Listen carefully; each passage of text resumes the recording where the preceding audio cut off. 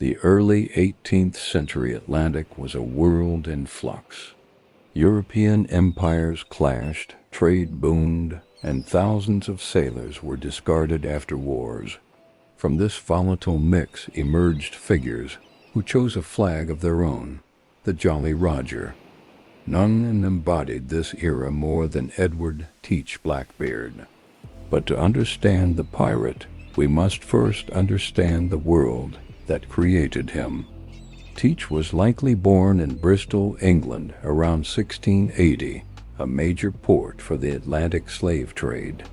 He would have grown up amidst ships, sailors' tailies, and the brutal commerce of human lives.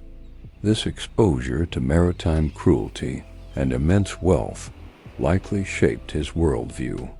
By his 20s, he was a skilled seaman, serving as a privateer during Queen Anne's War 1701-1714. Privateering was state-sanctioned piracy. Men like Teach were issued letters of marque to attack enemy ships, sharing profits with the crown. This schooled him in naval combat, prize-taking, and violence within a legal gray area. When the war ended in 1714, the pardon left him and thousands more unemployed, armed and trained for nothing but war at sea. Teach's path to infamy began under the wing of Benjamin Hornigold, a pragmatic pirate operating from New Providence in the Bahamas. This island was a de facto pirate republic, a lawless haven.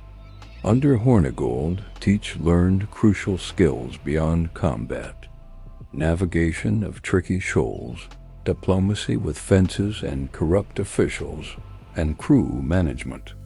Hornigold had a peculiar rule. He attacked only French and Spanish ships, considering himself a patriot still at war. This taught Teach political nuance. By 1717, Teach commanded his own sloop, a partnership with his mentor. His big break came in November 1717 near St. Vincent, the capture of the French Guineaman La Concorde. This moment changed everything. La Concorde was a 300-ton, three-masted vessel used to transport enslaved Africans. It was sturdy, fast, and spacious. Teach saw its potential immediately. He renamed it Queen Anne's Revenge, possibly a bitter homage to the monarch whose peace left him jobless. He transformed it, mounting up to 40 cannons on 3 decks, creating one of the most powerful ships in the Americas. Archaeology on the wreck, found in 1996, reveals its armament: cast iron guns, swivel guns, and grenades. The ship was a symbol. Its very silhouette on the horizon spelled doom. But the true engine of fear was its captain. Teach cultivated a demonic image. His giant frame, wild beard, and the infamous smoking fuses were a calculated theater of terror. He didn't just want to win fights, he wanted to avoid them. A surrendered ship meant undamaged cargo and no crew casualties. The spectacle of Blackbeard, smoke pouring from his beard, pistols and cutlasses strapped across his chest, was designed to break an enemy's will before the first shot. It was psychological warfare centuries ahead of its time. Contrary to chaotic portrayals, a successful pirate ship was a disciplined democracy. Blackbeard's articles, like those of many pirates, were a social contract. They outlined shares of plunder. The captain got 2 shares, the quartermaster 1.5, down to regular crewmen. Compensation was guaranteed for injuries: 600 pieces of 8 for a lost right arm, 500 for the left. Daily life was harsh but regulated. Gambling, fighting, and bringing women aboard were often forbidden to maintain order. The crew voted on major targets and destinations. This fairness fostered fierce loyalty. Blackbeard was not a tyrant but a CEO of terror. respected for his courage and strategic mind. His authority was earned, not inherited. His inner circle included loyal lieutenants. The most famous was Israel Hands, his sailing master and second in command, whose name was later immortalized by Robert Louis Stevenson. Others included the gunner, Philip Morton, and the boatswain, John Carnus. This cadre of experienced men helped him control a crew of hundreds from diverse, often desperate backgrounds. What was the true value of Blackbeard's plunder? The most lucrative prize was often human cargo. After capturing La Concorde, he kept the ship but likely sold the enslaved Africans in secret markets, netting a fortune. His other targets carried dry goods, sugar, tobacco, indigo, cotton, and logwood, the bulk commodities of colonial wealth. Specific recorded hauls include, from the ship Great Allen, 40 barrels of sugar; from a Martinique-bound sloop, a cargo of cocoa. Precious metals were rarer. He did capture some gold, dust, and Spanish pieces of 8. However, the romantic idea of chests overflowing with jewels is a myth. His wealth was in trade goods, quickly liquidated in pirate ports for cash and supplies. The pirate economy was a shadow network. They relied on fences in neutral ports and corrupt colonial officials, like North Carolina's Governor Charles Eden, who took bribes for protection. Goods were sold at a discount for quick turnover. This system required cunning negotiation. Blackbeard was as much a black market businessman as a raider. At his peak in early 1718, Blackbeard commanded a small fleet: the Queen Anne's Revenge, the sloop Adventure, and 2 other captured vessels. This allowed for complex tactics. A smaller, faster sloop could scout and chase prey, while the Revenge used its overwhelming firepower for the coup de grace. He could blockade harbors and attack from multiple angles. His tactical masterpiece was the blockade of Charleston in May 1718. Using his fleet, he sealed off the busiest port in the American South for nearly a week. He captured 9 ships, taking hostages from the elite. He didn't demand gold, but a specific medicine, a chest of mercury chloride for syphilis treatment. This showed intimate knowledge of his crew's needs. Blackbeard's success depended on political corruption. Governor Charles Eden of North Carolina provided him sanctuary in Bath Town, accepting bribes in exchange for protection and a veneer of legitimacy. In June 1718, Blackbeard even accepted the king's pardon from Eden, a farcical ceremony that allowed him to move goods freely while planning his next cruise. This irritated neighboring colonies, especially Virginia. Its ambitious lieutenant governor, Alexander Spotswood, saw Blackbeard as a direct threat to trade and his own authority. Despite having no legal jurisdiction in North Carolina, Spotswood secretly financed a paramilitary naval expedition. He recruited 2 hired sloops and placed them under Lieutenant Robert Maynard of the HMS Pearl. On the morning of November 22, 1718, Maynard's 2 sloops entered Ocracoke Inlet. Blackbeard, aboard the Adventure, was warned and ready. He had a skeleton crew of about 20 hardened pirates. As Maynard approached, Blackbeard unleashed a devastating broadside of grapeshot and scrap metal, killing several sailors and leaving the decks slick with blood. Believing the enemy decimated, Blackbeard boarded Maynard's sloop. It was a trap. Maynard had hidden most of his men below. The close-quarters battle was a savage personal melee. Eyewitness accounts describe a scene from hell: pistol smoke, clashing steel, and Blackbeard fighting like a demon, shrugging off multiple wounds. The final moments were brutal. Blackbeard engaged Maynard directly. Their pistols misfired. They fought with cutlasses. Maynard's broke on Blackbeard's cartridge bandolier. As Blackbeard swung for the killing blow, a Scottish Highlander in Maynard's crew slashed his throat. The pirate king fell. His crew, seeing him dead, surrendered. Maynard, proving the terror wasn't over, had Blackbeard's head severed and hung from the bowsprit. His headless body was thrown overboard. Legend says it swam 3 times around the sloop before sinking. The head was later mounted on a pole at the entrance to the Hampton River in Virginia, a stark warning. Israel Hands turned state's witness and was pardoned. So was there treasure? Governor Spotswood seized what was found in Blackbeard's Bathtown home: sugar, cocoa, cotton, and some gold worth about 2,500 pounds. No buried chests. The treasure myth was born from later sensationalism and fiction. His real legacy was fear. His death was a propaganda victory, marking the beginning of the end for the Golden Age.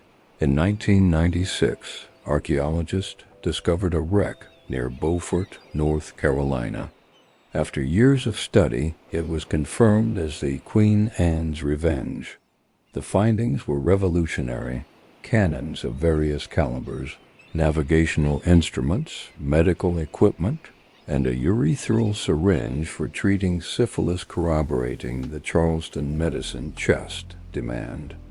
The artifacts paint a portrait of a sophisticated operation, not a lawless mob. They found gold, dust, lead shot, and pewter plates. No treasure chests. The ship itself was the treasure.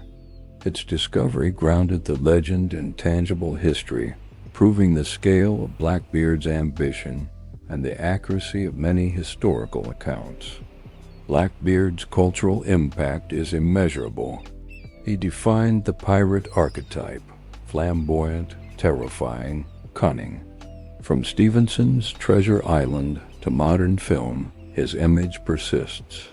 He represents ultimate rebellion, a challenge to empire and order. But the real man was more complex, a product of war, economics, and a unique moment when the rules of the sea were rewritten. He was not a hero, but a brutal criminal. Yet in his strategic brilliance, his understanding of psychology, and his rejection of a system that had used and discarded him, we see a chillingly capable figure. Blackbeard proves that the most enduring legends are not born from fantasy, but from the raw, terrifying material of history itself. What do you think? Was Blackbeard the last of the great outlaws or the first modern terrorist? Could his reign have lasted longer with different choices? Share your theories below and subscribe as we continue to explore the dark corners of history where men become myths. Who were the men who followed Blackbeard? They were a multinational fraternity of the desperate: former sailors, indentured servants, escaped slaves, and petty criminals. The pirate ship offered something rare in the 18th century: relative equality and a vote. For a former slave, piracy meant freedom and power. For a bankrupt sailor, it meant wealth. Israel Hands is the most documented. Wounded by Blackbeard in a notorious incident, shot in the knee to know who was in charge. He survived, was captured, and pardoned. He died a beggar in London, his story collected by Daniel Defoe. Others, like the carpenter William Howard, were tried and hanged. Most of the crew vanished into obscurity or died fighting. Blackbeard's ability to manage this volatile mix was key.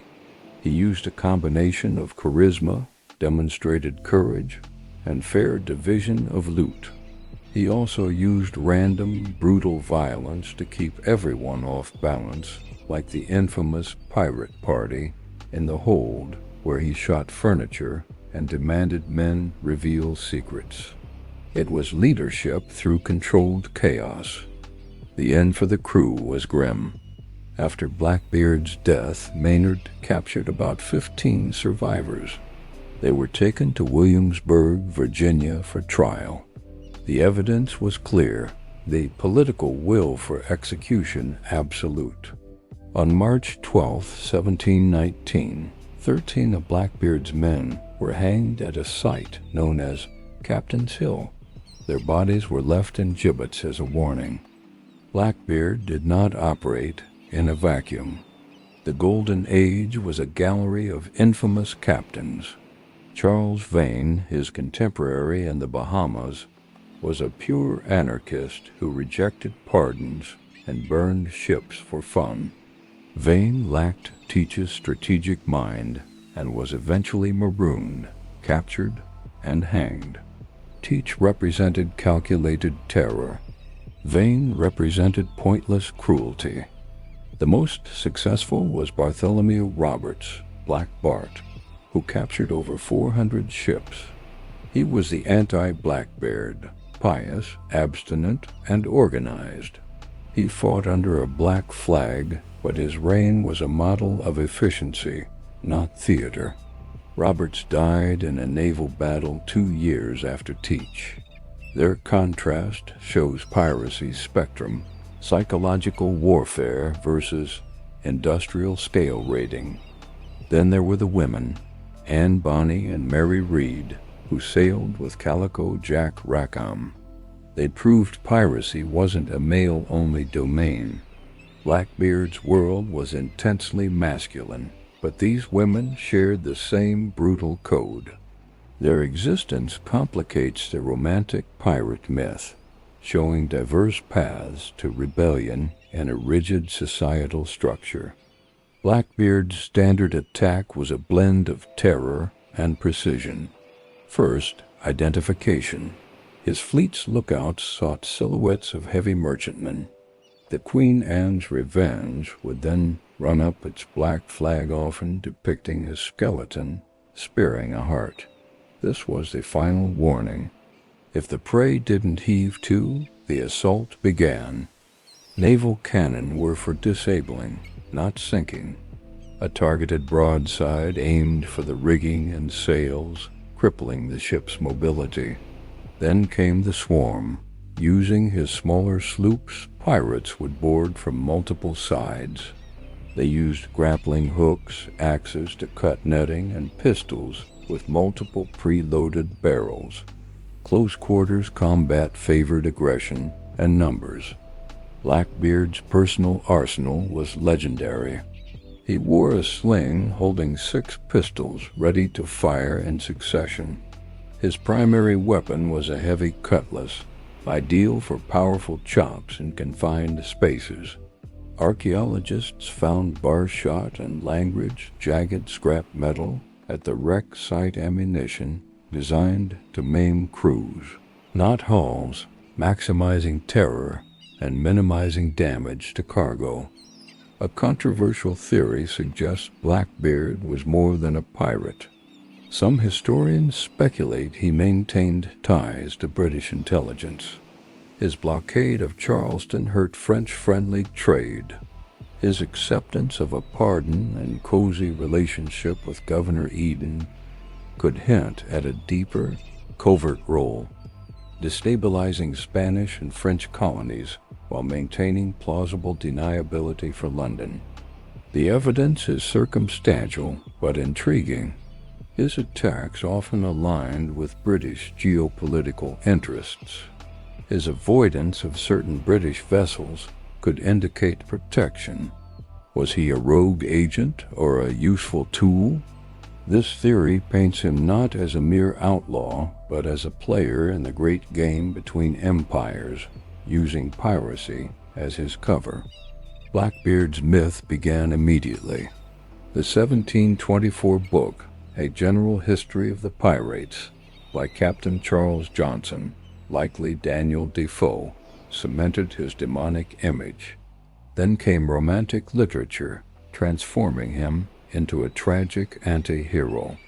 Robert Louis Stevenson's Blind Pew in Treasure Island channeled his terrifying presence, though the character of Flint drew more from him. Hollywood embraced him fully.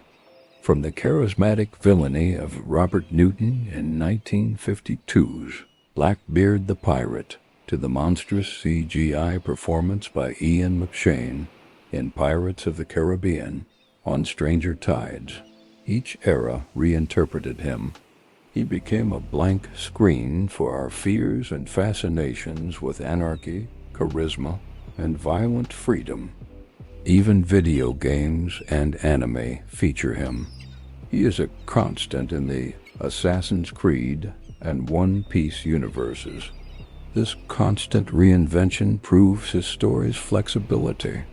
He is no longer just a historical figure, but an archetype, a symbol of unchecked ID, strategic brilliance, and the ultimate price of living outside the law.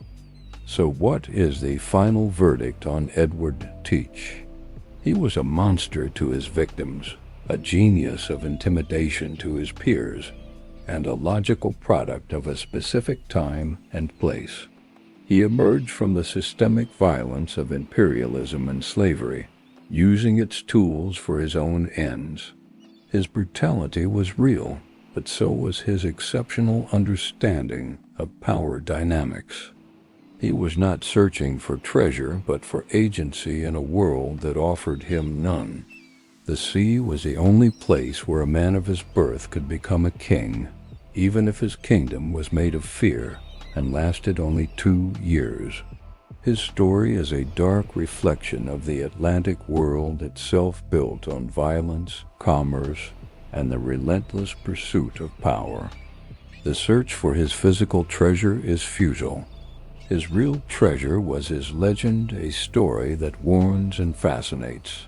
It asks us uncomfortable questions about authority, violence, and the thin line between a state-sanctioned privateer and an outlaw pirate.